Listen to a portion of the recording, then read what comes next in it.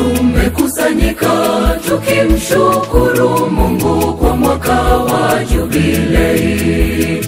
Milango mitakatifu imefunguliwa, mwanzo wa safari ya imani kuu.